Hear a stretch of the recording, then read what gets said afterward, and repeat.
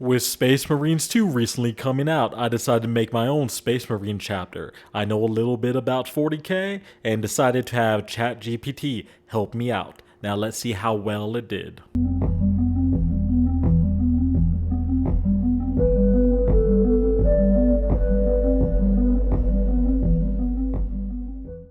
How you all doing? This is Kellan. Before we get started, like, subscribe, and share. Help this small channel grow to become even bigger. So now with that said, let's get into the rest of the video.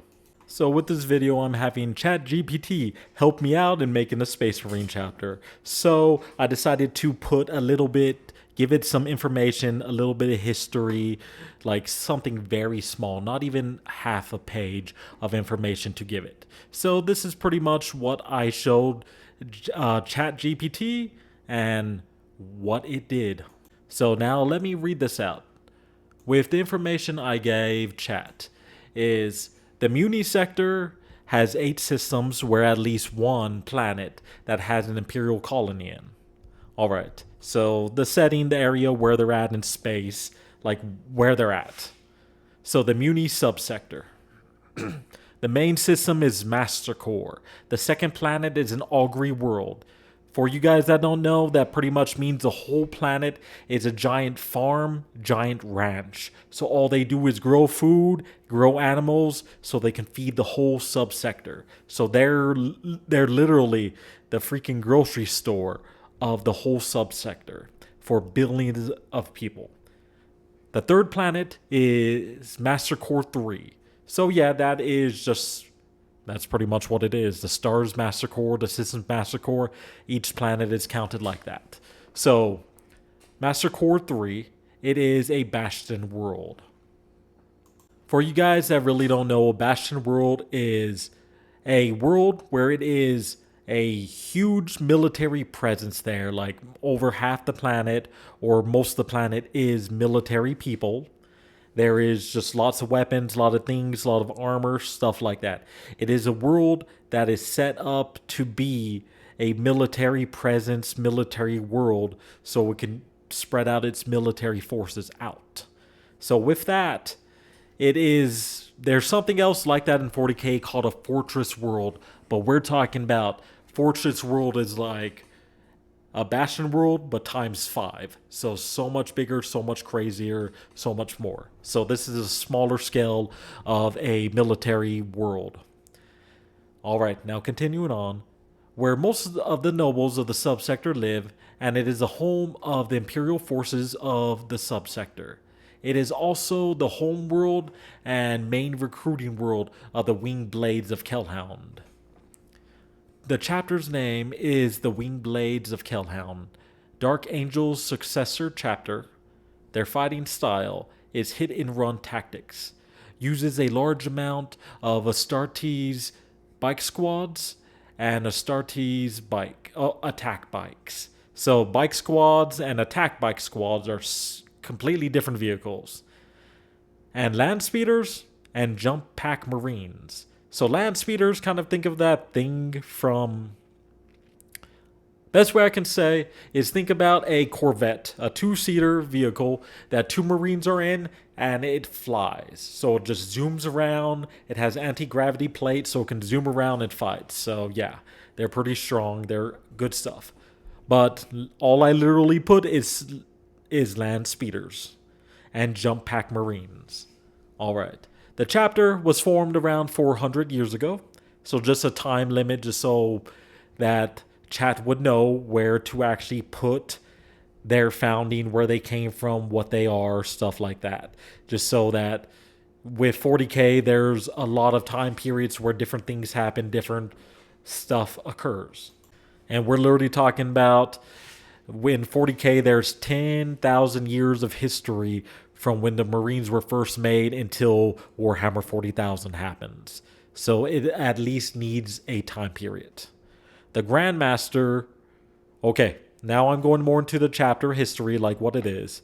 For this one where it says Grandmaster, is in the Dark Angels, they're chapter masters, the guy who controls, who's the leader of the chapter. The Dark Angels are considered knights. they are like space knights. So instead of them using chapter master, they're grandmasters because they're master knights. All right. So the first grandmaster was Nehemiah the Kellhound. Hence the reason why the last name is the Winged Blades of Kellhound. All right. So Nehemiah the Kellhound came from the Dark Angels chapter as the grandmaster of the second company Ravenwing. So that is going to be setting up how they fight, what they do, their tactics, and stuff like that. Because in the Dark Angels, the second chapter is the Ravenwing. They are the hunters. They are the ones who hunt down the heretics, find where they're at, and then they call in the Deathwing to finish off the heretics and finish off the fallen. All right. And then now going on, the chapter, or the Salamander chapter, was able to contribute their chief apothecary, Rokin, so that he may aid in the growth of the wings or the winged blades of Kellhound. So that I decided, hey, I kind of like the salamanders, their thoughts, how they act, because they are the only Space Marine chapter that really do care about Imperial citizens and actually keeping their families. Most Marines, once they become a Marine, they cut off the ties, cut off family stuff, or have them forget about their families. The Salamander chapter, they don't do that. They decided is, hey, you're going to remember your family. Yeah, you become a Space Marine, but guess what? You have leave so you can go and spend time with your family. All right, so this is what I put in Chat GPT so I can give it some guidance and see where it goes from there. So I'm going to now show you what Chat GPT did, and it's actually very surprising. All right, and then so I have sent it into Chat GPT, and this is what Chat has given me. So it brings out the basic information that I told you before, is the name of the chapter, and then it gave me a founding. So I said around 400 years ago. It says Millennium 40, 649, that's the year. So it's the 649th year of the 40th millennium. Gene Seed Dark Angel, so that does show that it is, hey, they are a Dark Angel's successor chapter. Chapter master name, Grandmaster Barton. Okay, so that's a new name. Something that just like, hey, this is new. Chapter strength, so around 800 to 1,000 Astartes. All right, that is a lot of information right there. It's like, hey, these are how much on average the Marines are there. All right. And then now let's go a little bit more. So the Winged Blades of Kellan specialize in hit-and-run warfare, echoing the rapid response doctrine of the Dark Angel's Ravenwing. They are highly mobile, deployed fast attack units like Astartes bike squads, attack bikes for swift strikes, land speeders for air supremacy and lightning fast engagements, and jump pack tactical Marines. Okay, that's big. Jump pack tactical Marines. Okay, that is like a completely different thing. Leveraging vertical mobility in the battle. All right, so I just put land speeder. Chat clearly knows about vehicles of 40k. And then adding tactical Marines is, tactical Marines are really, they are kind of like the mainstay of any Marine chapter. They frequently employ plasma weaponry, a hallmark of the Dark Angel's successors, making them a dangerous force capable of overwhelming even heavily armored foes. Okay, that one I did not put in my description, so it's clearly talking about how it knows more about the lore and adding into it. All right, and then it talks about the home world, the Bastion world, located in Muni subsector. The chapter's recruitment is centered on Master Core 3, a Bastion world where the nobles of the subsector reside. This world, home of the Imperial military forces of the region, train potential recruits to serve in the chapter. And nobility here places great emphasis on military discipline and loyalty, making the populace a prime recruiting pool for the Winged Blades. So the two things I noticed is that, yeah, I did say in my description, this is like, hey, this is a world where most of the military and then the winged blades have their chapter, like their chapter home here, their main recruiting world and their home world.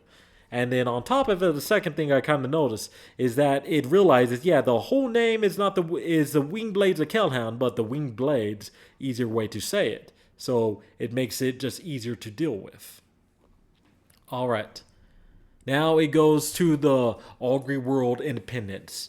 Yeah, the chapter supplies of food comes from Master Core 2. So I literally just put, it's an Augury World. It already knows about this stuff. Yeah, the subsector colonies, military forces, the winged blades are seen as protectors of the subsector, safeguarding both nobility and the critical agri world resources. So yeah, it knows, it made a little bit of a story, gave it history. I'm like, dude, that's actually pretty surprising that it would give me more history and actually show me more stuff about the, like, give me lore to it. They're literally making lore up. I am just wondering because I have made lore for this chapter. I've given it stuff, but this is giving me more lore about things I didn't even think about putting in. Just that small little bit, just talking about it. Okay, now to the core values, the Winged Blades philosophy includes not just fierce loyalty to the Emperor and their Primarch, but also a unique set of values rooted in their formation by Salamander's chief apothecary Roken, including these. So it's saying is because Roken was given to the Winged Blades by the Salamanders to help them grow, is that he was there in their formation and he helped form the chapter. So the values are caring for the Imperial citizens. The chapter is seen itself as protectors, just not conquerors. So the mindset of them is, hey, these guys are here to protect the Imperial citizens. And in maintaining family ties, unlike most Space Marines, the Winged Blades encourage emotional ties and connections with their origins, a rarity in the Adeptus Astartes culture.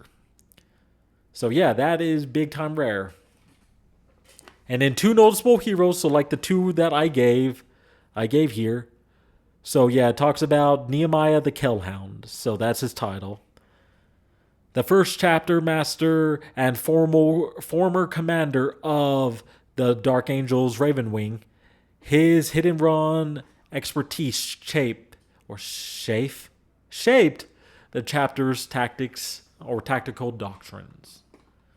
And then now it goes to Roken, a salamander who during the chapter's founding installed values of compassion and family loyalties within the chapter. Roken remains an integral figure guiding the chapter through chapter's apothecarian and mentoring recruits, which is a 40k thing. The apothecaries are there a lot, the same as the chaplains, to really maintain and mentor the recruits as they become neophytes and then actually become full-fledged Space Marines. Because the apothecary needs to be there a lot because remember, they're adding like 9 organs into these kids. Okay. And it talks about his notable engagements, participate in numerous fast response campaigns across the subsector, often appearing unexpectedly to dismantle threats before they are fully materialized, and they relied on speed and precision that has earned them a fearsome reputation. So okay, this one I put there, that's just from the basic that I gave it, that small bit. And then it asks for is like, hey, do your chapter has any unique chapter relics? And it was a little button. I just clicked on it, boof. And it's like, okay, yeah, there's some interesting things. So it gave me chapter relics, things with history, like Nehemiah's cape or mantle. A finely crafted cloak of jet black ceramite weave, edged with the Dark Angel's itography, originally worn by the Grandmaster Nehemiah the Kellan. This cloak is said to have been blessed by the chapter of the Dark Angels before Nehemiah departed to form the winged blades. Okay, so that's the description and the effects. So it gave me gameplay effects right there. Gameplay effects. So this relic provides the wearer with enhanced agility on the battlefield, awareness greatly, adding to the hit and run tactics. The wearer may reroll failed roll charges and gain a bonus to saving throws against range attacks. Dude, that is a gameplay. That's tabletop. So the gameplay is tabletop. GW, the guys who make Warhammer 40,000, care more about the game than they care about anything else. And I find it amazing that it actually gave me rules for this relic. Yeah, it gave me rules for this relic so I can play on the tabletop. I'm like, dude, I like that. So I was looking at this one. It says a mastercrafted plasma sword. There's no plasma swords in the game, but there is power swords. So I'm just going to replace the word plasma for this description with power. The Blade of the Hunt, a mastercrafted power sword said to have been used by Grandmaster Barton. Okay, this one, I did not make this name. This name was not in my description. It just made up a character. It's like, hey, I'm making up a character. Here it is. During the campaigns, this blade hums with a barely contained energies that can cut through even the toughest armors with ease. The power coils embedded within this blade are highly stable, making it a rare and powerful weapon. Which, yes, some power swords can go a little bit crazy sometimes. And yes, power swords can cut through armors with ease. So, okay, the effects, the actual gameplay effects. So, the Blade of Hunt deals additional damage against heavy elite armored foes. So, pretty much, that would mean it's like, hey, if they have an armor save of 3 and up, it deals more damage. Yeah, the power coils ensure that the wielders never harmed by overheating. So, that one's talking about the plasma guns, the plasma, like, rifles and stuff. Okay. And the blade can make precision strikes, allowing the wielder to ignore invulnerable saves on a roll of 6 to wounds. So that's actually not a bad weapon, because with precision, you can actually take out an officer that would be protected by a squad. That makes it a very powerful weapon. And ignore invulnerable saves. That can be very nasty. And then now it goes over to Roken. So Roken, all I gave was he was the apothecary that came here.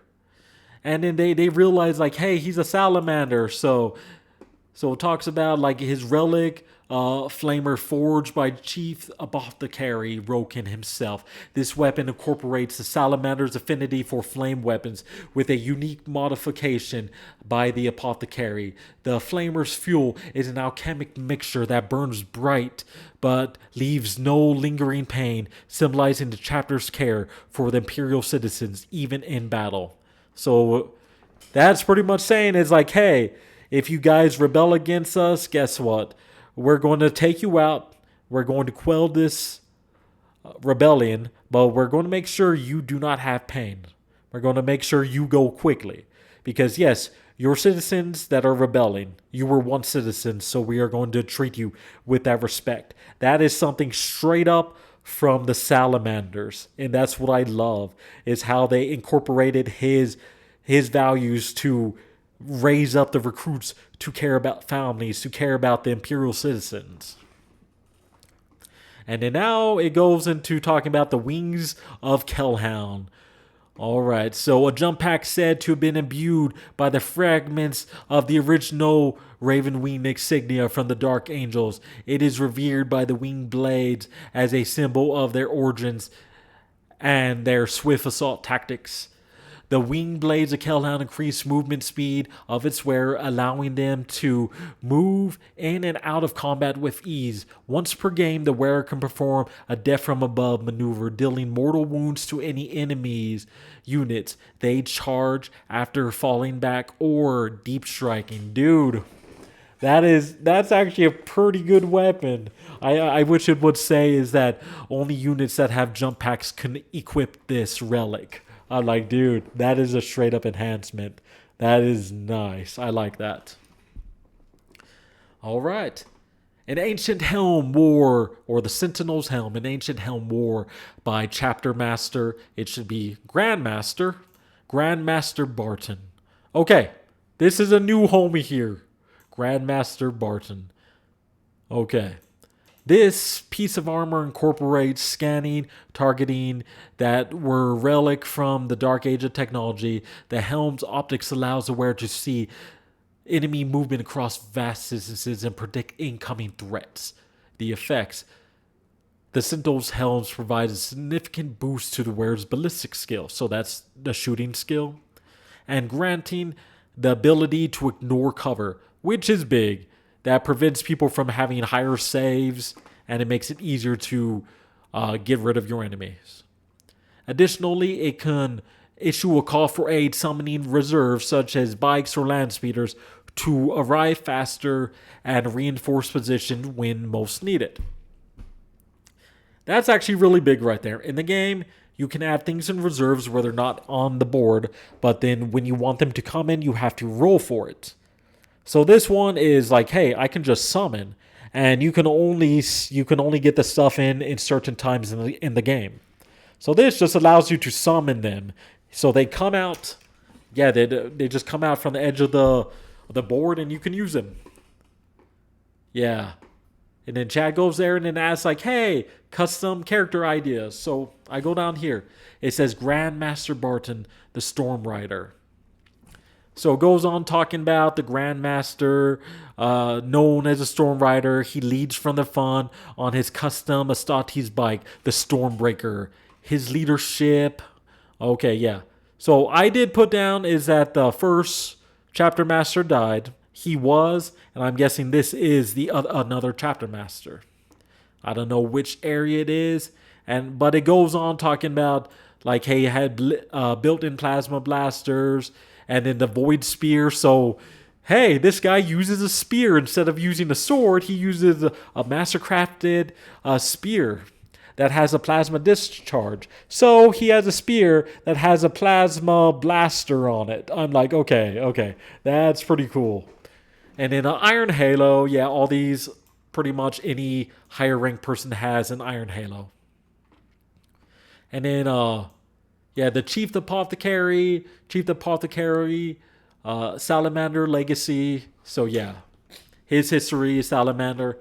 And it goes into his war gear, a powerful glove that stabilizes even mortal wounds of Space Marines, capable of reviving warriors in the heat of battle. So that is an apothecary. I forgot their little thing. Not the cure, but it is a item that they use to pretty much perform surgeries on Space Marines. They have it on their wrists. Yeah, so they have stuff where they can cut up the armor and actually go in and take care of the Marine. So this is a custom version of that. And I like that. I like that. So yeah, stabilizes mortal wound. So yeah, I'm pretty sure like the actual rules, if I ask for it, it will give me more in detailed depth. It's like, hey, instead of reviving one Marine when you go there, is that roll a D3 and you can revive up to 3 Marines a turn. I'm like, hey, that would be nice. The Dragon's Breath, the relic from the Salamanders, modified to suit his role as both healer and warrior. I like that. Special rules, you can see that. And then this guy, Captain Leafdale, Wings of Retribution. Captain of the Third Company. Okay, that's kind of badass. That's kind of badass. It just made a brand new character. It gave it a rule. So Leafdale is known for his ferocity and unmatched skill in a jump pack assault tactics. Dude, he's a jump pack captain, just straight up. A smash captain right there. He is called the Wings of Retribution for his devastating airstrike that often turned the tide of battles. That's nice. The Talons of Kellan, a pair of master-crafted lightning claws. Dude, they did not make him a smash captain. They made him a shredder, jumping shredder captain. So the difference is that one is meant to take out like big, hard to take out foes and like vehicles. The shredder captains are literally meant to jump into the center and destroy squads of enemies with ease. So like one can take out big vehicles quite easily or take out very hard to take out characters. This one is meant to take out units. That is very useful. So his war gear, his talents, and wings of retribution. So sacred relic, giving him unmatched mobility. So he probably has even like a further jump. Usually jump pack marines can jump about 12 inches on the tabletop. I'm pretty sure this gives him an 18-inch, or at least if I ask for it to explain more, it probably says it's like, hey, once per turn, you can use this and you can reposition him anywhere on the field 9 inches away from any enemy models, which is a gameplay rule or something like that. Captain Keldor the Still Fanged. That sounds so much straight up like a Space Wolves. I'm a Dark Angel player. I don't mess with Space Wolves. But continuing. Master of Sanctity. Silly me. Chaplain. Keldor, the Still Fanged. Description. Keldor earned the title Still Fanged from his relentless pursuits of traitors and Xenos. A grizzled and stern figure. Keldor is a dark contrast to Rokin's caring nature. He focuses on spiritual purity of the chapter, ensuring that the Wingblades maintain their loyalty to the Emperor and the Primarch. He is known to unleash his wrath on any who stray from their duty, guiding his warriors in the face of chaos and corruption. I like that. Okay. Just hearing that, hearing the Chaplain Keldor. Okay. All right. His war gear is the Fang of Truth, a heavily modified Krozos Arcadium.